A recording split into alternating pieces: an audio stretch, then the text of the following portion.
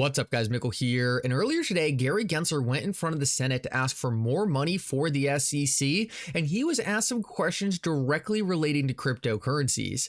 Now, the reason this is so interesting now is because obviously he just took a massive loss to Ripple in their case, and I want to show you just how shaken up he is about this loss, because Gary Gensler used to say very confidently that all these crypto tokens were securities. Well, I want to show you a clip from this hearing earlier today, because it's really going to show you that Gary Gensler has been thrown off his game. And guys, I don't know how much more effective Gary Gensler is going to be with trying to push this narrative that cryptocurrencies are securities and the laws are clear. You're going to see in this clip right here that Gary Gensler is starting to fall apart a bit. This is something you are definitely going to want to see. Last of all, at the end of the video, I want to show you why XRP has a very good chance of flipping both Bitcoin and Ethereum in the near future. Now, I want to go over specifically why XRP's network design is so much better than these other cryptocurrencies, but I also want to show you that we are starting to see volumes on XRP that are larger than Ethereum and almost the size of Bitcoin. This is absolutely critical for XRP going on a parabolic run, so make sure to stick around to the end of the video to see that. Like always, your support means so much to this channel. If you enjoyed these videos, make sure to take a quick second to like this video and subscribe to my channel. It's really going to help me out so much. Also, if you ever need a good place to buy some XRP or the Flare token, make sure to check out my favorite exchange Uphold down in the description of this video.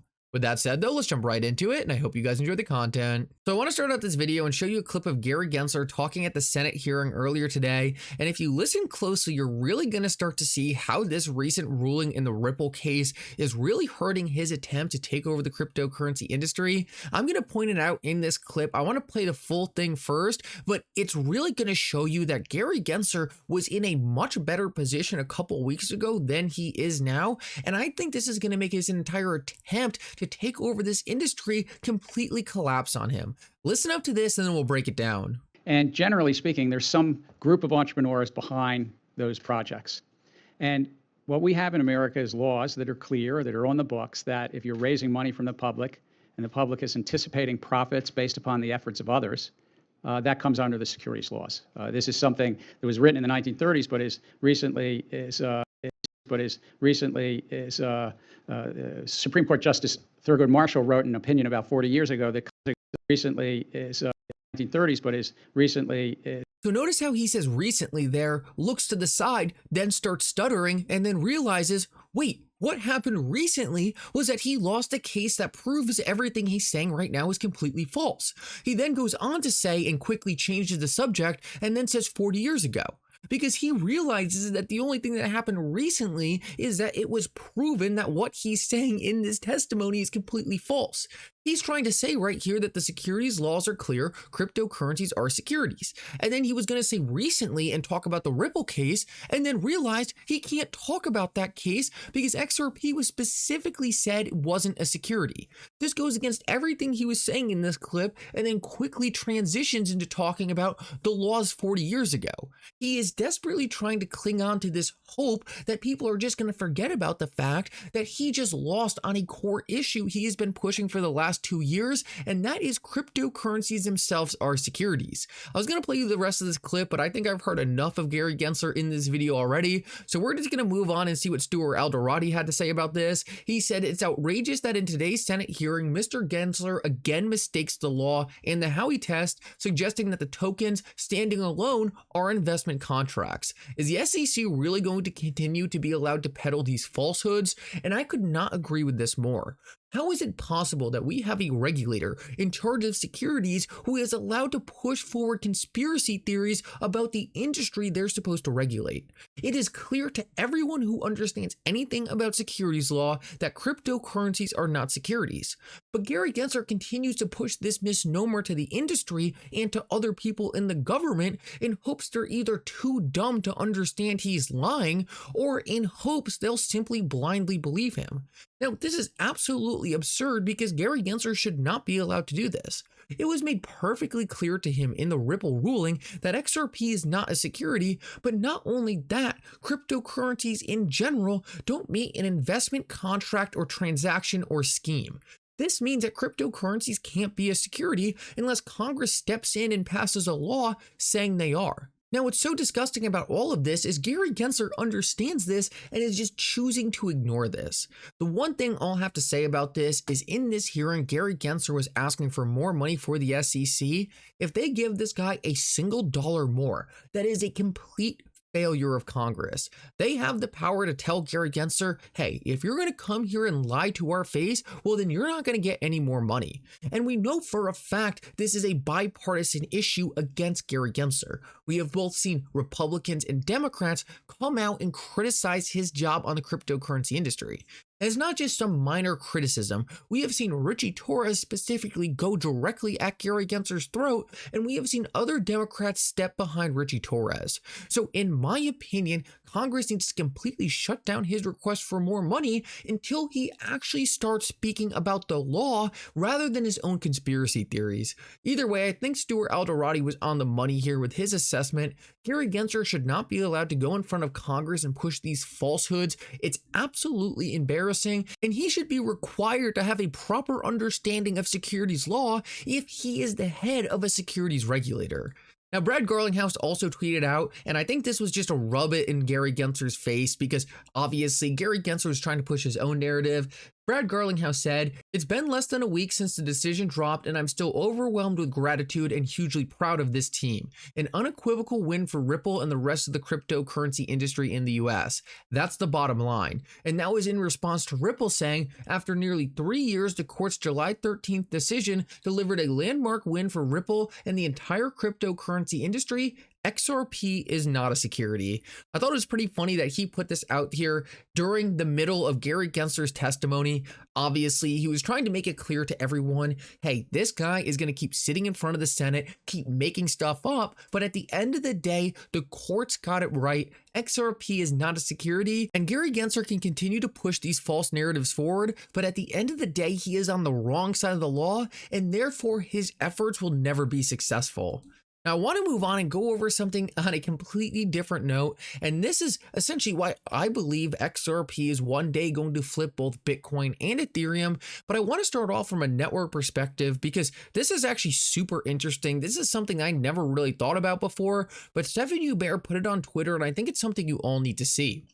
So right here, we have a very zoomed out view of exactly what Bitcoin, Ethereum, and XRP's views are on how a cryptocurrency network should work. Now, essentially in Bitcoin's view of how cryptocurrency should work, it should just be Bitcoin and nothing else. Pretty much Bitcoin doesn't allow interoperability with any other assets. We know Bitcoin maxis don't want any other cryptocurrencies to exist. So the Bitcoin method or the Bitcoin standard is literally just Bitcoin. Well, personally, I think we all know why that's not going to work. Bitcoin is slow, it's inefficient, and overall, it was designed as a peer-to-peer payment network, and now it's being turned into digital gold. The reason why that's happening literally by the people who love Bitcoin the most is because Bitcoin is just failing in doing what it was meant to do. It's not good for payment, it's slow, it's inefficient, and that's why I think right off the bat we can kind of ignore Bitcoin for being this cryptocurrency that's going to transform the world. Yes, Bitcoin has had its own transformation of the world in its own right. It was the first cryptocurrency, it was groundbreaking, and it's probably going to go down as digital gold one day. But in terms of some transformational technology that is going to change payments, it's not going to be Bitcoin. So then we can take a look at what Ethereum is doing. The Ethereum model is to have Ethereum at the base of everything, then above that have all the other different cryptocurrencies it wants built on it. But then if you have a cryptocurrency that doesn't want to be built on Ethereum, well, then they get regulators to go designate its status as something else that doesn't work or some status that's lesser than Ethereum. And then on top of all of that, they have scaling solutions that attempt to fix all the broken infrastructure that the projects that Ethereum wants to exist to actually work properly. Ultimately, I don't think I really have to dive in too much on why this system isn't going to work. Essentially, the biggest issue is it's one massive competition. In order for cryptocurrencies to achieve their full intended use cases in the future, they all need to work together. Every single one is going to have its own use case in the world, and Ethereum just tried to create a monopoly. They tried to become the only shop in town. They tried to create this framework on the bottom of everything and then add all these hodgepodge solutions on top of it to try to make it work, and ultimately it just failed. Ethereum tried to be too many things at once. It started off in payments, then it started off in smart contracts. Now it's trying to get into all these different things with staking and all that, and it's just turned into a mess of a network. Now it's hardly even usable. People go to move $10,000 and it's a $1,000 fee, and it just doesn't make any sense. It was a great standard. A lot of very important development happened on it, but it created such a mess because all the competition it fostered. When you had a model where it was Ethereum and then nothing else matters, you ultimately just created all these different projects that were trying to take down Ethereum. This is essentially what led to the demise of Ethereum because they started innovating so fast they got desperate and they just congested the network. Last of all, though, on the right, we have XRP, where I believe XRP and Ripple have had the right solution since day one. They kept XRP nice and simple, and they focused on the most important thing, interoperability. Ripple understood since day one that it was going to be so important for XRP to work with all the different cryptocurrencies. That's why interoperability is at the center of what Ripple and XRP are doing. They were trying to create liquidity for all other assets. They want to make the entire ecosystem work better and kept XRP slim, lean, efficient, so that it could be used for payments and create liquidity for all other markets. As other markets succeed, XRP also succeeds because it acts as pristine liquidity for the entire system. I believe this was a genius approach by Ripple. It makes it so XRP has a uniquely tailored spot in the market, but in one of the most important sections of the market. Every single market on earth, every financial market needs liquidity, and XRP is being set up as this perfect, pristine liquid asset for all other cryptocurrencies and all other pieces of value in our future financial system. They didn't try to make XRP the only game in town. They didn't try to eliminate everything else. Instead, they understood that as cryptocurrencies grow, liquidity is going to be critical, and they positioned XRP to be that liquidity. I think this is absolutely genius. I think this strategy will be the most important because as the rest of the market gets larger, as these cryptocurrencies get more important, XRP is going to be a critical solution in creating liquidity between all of them.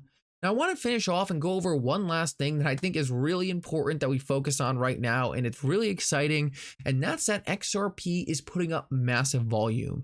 As we can see, XRP is currently flipping Ethereum on volume and is coming very close to Bitcoin.